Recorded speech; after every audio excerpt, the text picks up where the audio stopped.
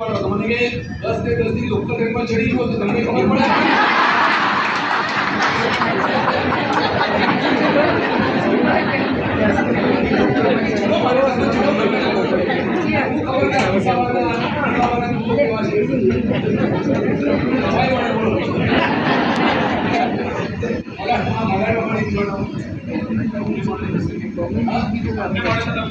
પડે તો ચાલે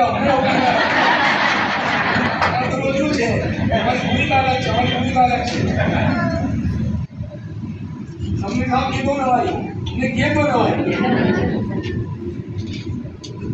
बोले कि साहब 10 बजे घड़ी दुनिया में नहीं कोई ने फ्रेश नहीं लिया હોય हिस्ट्री टाइम કરતા હોય એકદમ ફ્રેશ હોઈએ અને જ્યાં પૂરી કે ભાઈ તરફ શરમ પહોંચે ઉપર ટેકમાં ચડવાનું એટલે ટેન્શન શરૂ થઈ જાય એના કરતા માસ્ક કોણ છે